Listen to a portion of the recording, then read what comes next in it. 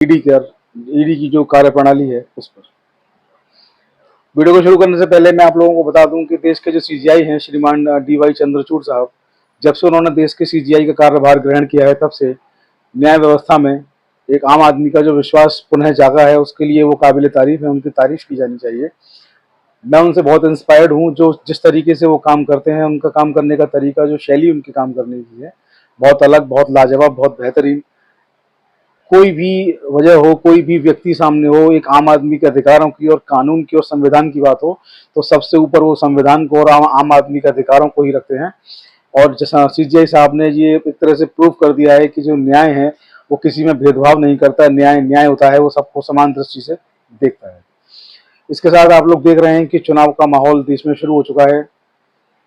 भाजपा कहती है कि मोदी जी का तीसरा कार्यकाल आएगा, विपक्षी दल कहते हैं कि आप 150 सीट भी नहीं पहुंच पाएंगे, अंडर करंट बोला जाता है। इधर आप लोग देख रहे हैं ईडी की किस तरीके की कार्यप्रणाली है, ईडी किस तरीके से पूरे देश में एक अलग तरीके से मुहिम चलाए हुए है। तमाम विपक्षी दल जो है वो बार बार आरोप लगा रहे हैं कि ईडी जो है वो भारत सरकार की, प्रधानमंत्री जी की वो एक कठपुतली बनी हुई है, ईडी उनके इशारे पर काम कर रही है, ईडी अपनी संवैधानिक शक्तियों का दुरुपयोग कर रही है, सरकार उन पर अपनी शक्तियों का दुरुपयोग कर रही है। ऐसा आरोप बार बार लगातार विपक्षी दल लगाए हुए हैं। राहुल गांधी जी को जहां भी मौका मिलता है या किसी अन्य नेता को जहां मौका मिलता है वो बोलने से नहीं चूकते हैं। इसके साथ आप देख रहे हैं कि हेमंत सोरेन जो पूर्व मुख्यमंत्री झारखंड के थे, वो जेल में है, अभी तक उनको बेल नहीं मिल पाई है। आप देख रहे हैं कि अरविंद केजरीवाल अभी भी जेल में है, मुख्यमंत्री बने हुए हैं, उनके मुख्यमंत्री के पद से हटाने के लिए कुछ लोगों ने जो है जनहित याचिकाएं भी डाली थी। सारी की सारी जनहित याचिकाएं जो है खारिज हो चुकी हैं। ऐसे में किसी व्यक्ति ने एक जनहित याचिका ये भी डाली है कि अरविंद केजरीवाल मुख्यमंत्री बने रहें और उनको जेल से ही काम करने का मौका दिया जाए, उनकी सरकार को न गिराया जाए। तो पूरे देश में इस वक्त चुनावी पूरा माहौल बना हुआ है, बड़ा उतार चढ़ाव देखने को मिल रहे हैं। और ये भी देखने को मिल रहा है कि पहली बार जो है एक मुख्यमंत्री रहते हुए जेल में है। इन सब के बीच में जो सब कुछ चल रहा है आप लोग देख रहे हैं, सबके बीच में एक हाईकोर्ट का बहुत बड़ा आदेश आया है, जो कहीं ना कहीं बहुत बड़ी लाइन, बहुत बड़ी लकीर खींचता है ईडी पर, ईडी की कार्यप्रणाली पर। मसला ये हुआ कि एक व्यक्ति को ईडी ने गिरफ्तार किया और 24 घंटे तक उसको जो है संबंधित न्यायालय में या नजदीकी न्यायालय में हाजिर नहीं किया।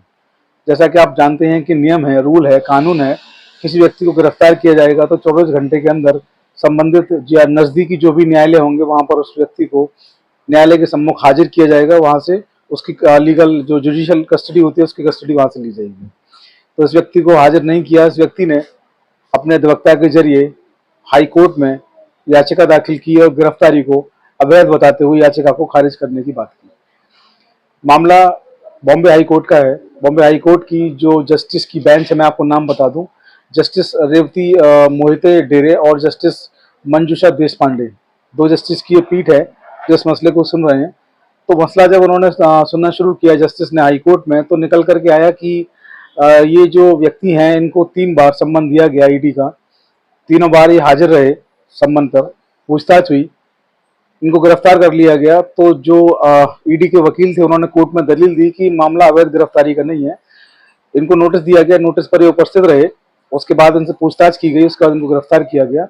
वहीं जो वादी हैं, याचिकाकर्ता हैं, उनके वकील का कोर्ट में ये कहना था कि हम हर बार हर तारीख पर जब भी हमको नोटिस मिला हम मौजूद रहे, हमको गिरफ्तार कर लिया गया और 20 घंटे तक लगातार हमसे पूछताछ की गई, हमको सोने नहीं दिया गया। जब न्यायालय ने सुना कि सोने नहीं दिया गया तो न्यायालय ने इस पर सख्त टिप्पणी की। न्यायालय की टिप्पणी इसलिए भी बहुत महत्वपूर्ण हो जाती है क्योंकि संविधान का जो अनुच्छेद है आर्टिकल 21 आप लोग जानते हैं, right to life and liberty, यानी कि किसी व्यक्ति को जीवन जीने का, गरिमामय जीवन जीने का किसी व्यक्ति को अधिकार है। उस अधिकार का वायलेशन हाईकोर्ट ने यहाँ पर पाया, क्योंकि नींद जो है वो एक मौलिक अधिकार है किसी व्यक्ति का। नींद जो है मौलिक अधिकारों में आती है। किसी व्यक्ति का मौलिक अधिकार है कि उसको सोने का भी अधिकार होगा आर्टिकल 21 के अकॉर्डिंग। तो जब हाईकोर्ट ने देखा कि इस तरीके की बात है तो हाईकोर्ट इस पर नाराज हुआ। हाईकोर्ट ने कहा कि नींद जो है किसी व्यक्ति का मौलिक अधिकार है और किसी व्यक्ति के मौलिक अधिकार को आप ना उसका हनन कर सकते हैं, ना उसका वायलेशन कर सकते हैं, यानी कि ना तो आप कम कर सकते हैं ना छीन सकते हैं। मौलिक अधिकार तो आपको उसको देने ही होंगे। तो हाईकोर्ट ने सख्त टिप्पणी की ईडी पर ये टिप्पणी जो है कई मायने में महत्व रखती है, क्योंकि ईडी पर आप देखते हैं कि कभी सुप्रीम कोर्ट टिप्पणी करता है, कभी हाई कोर्ट से टिप्पणी होती है, लेकिन ईडी की कार्यप्रणाली है कि वो बस करते चले जा रहे हैं। हाई कोर्ट सुप्रीम कोर्ट की टिप्पणियां लगातार होती चली जा रही हैं। और इस केस में सबसे बड़ी बात ये रही कि इस गिरफ्तारी को अवैध गिरफ्तारी बताते हुए याचिका दाखिल की गई थी, तो हाई कोर्ट ने इस याचिका को खारिज कर दिया। यानी कि उन्होंने गिरफ्तारी के बारे में ये कहा कि गिरफ्तारी जो है वो जस्ट है, फेयर है, गिरफ्तारी पर हम कुछ नहीं कहना चाहते, गिरफ्तारी बिल्कुल ठीक हुई है, सबूत हैं, ईडी ने गिरफ्तार किया है, ठीक है, गिरफ्तारी ठीक है। लेकिन जो 20 घंटे तक लगातार पूछताछ की, सोने नहीं दिया गया, नींद किसी व्यक्ति का मौलिक अधिकार है, इसका हनन ना होने पाए, इसकी जिम्मेदारी हाई कोर्ट की है और सुप्रीम कोर्ट की भी है। तो कुल मिलाकर ये टिप्पणी जो है बहुत महत्वपूर्ण है। हाई कोर्ट की टिप्पणी का ईडी को और तमाम एजेंसियों को संज्ञान भी लेना चाहिए और देखना चाहिए कि आगे से ऐसी गलतियां ना हो। आज के वीडियो में इतना ही। वीडियो को शेयर करना ना भूलें। आप लोग बने रहें हमारे साथ। जय हिंद, जय भारत, नमस्कार।